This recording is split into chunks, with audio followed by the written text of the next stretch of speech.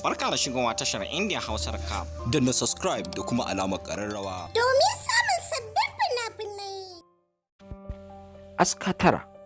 Aska tara wani shahararren fim ne da kamfanin badawa media suka fassara muku. Yaƙi ne ya tashi inda azzalumin sarkin nan ya shigo wani gari. Kawai jin ihun mutane kake yi, mata da maza. Yara suna faɗuwa, ana take su, ana danne su, suna mutuwa. Domin shi ba imani, ba ruwansa da yara da mata.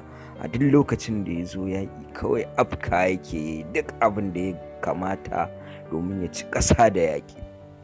Can kuma a garin da aka tsinci wannan yaro, rayuwa ya samu mai kyau, mai daɗi, wacce za a kamanta ta kamar da ta gidansu. Domin me yasa na faɗi haka shine yaron nan ya taso a cikin tarbiyya da nutsuwa da kulawa da jarumta, kuma gashi sadauki. Duk abin da kake ganin ba zai iya ba sai kaga shi ne yake yinsa. Kuma duk da hakan shi ma sai da ya haɗu da ƙalubale iri-iri daban-daban domin nuna fifiko a tsakaninsa da wani ɗan uwansa da suka taso tare, wato ina nufin ɗan gidan da yaron ya taso. Domin shi wancan yaron da aka tsinta shi yana da tarbiyya, yana nuna kulawa da duk abin da aka sa shi zai yi ko ba a ce ya yi ba. Shi kuma wannan yaro tun da yana ganin gidansu ne, ɗan gata ne, sai abin da ya ga dama yake. Ta haka ne iyayen suka fi son wannan yaron ɗan tsintuwa, inda ya kawo masa tasgaro da cikas, inda wancan yaro ɗan asalin gidan ya ta kawo masa jifa iri-iri da tuggu da makirci kala-kala, kai har da sawa ko za a kore shi a wannan gari.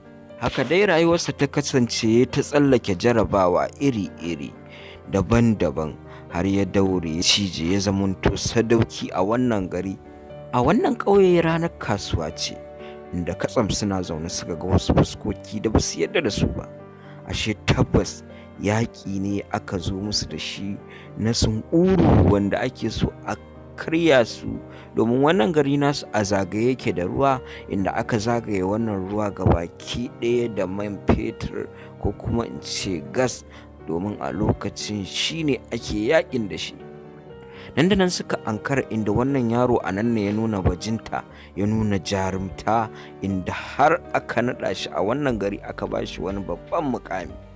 To fa inda da yawa samarin wannan gari a nan ne suka ƙara ƙulla mai tugu iri-iri na ganin shi ba ne ba a san yadda yake ba, kuma gashi ya zo ya ci 'yan garin da yaƙi. Wannan fim yana ƙunshe da manya-manyan cakwakiyoyi fiye da wanda na furta a baya. Kai dai ƙulla alaƙa da tashar mu ta Indian Hausa recap domin samun maka da daɗaɗɗen fina-finai na Indian Hausa, ko kuma na ce recap. Kar ka manta ka danna mana subscribe da kuma alamar ƙararrawa don sanar da kai da zarar mun ɗora.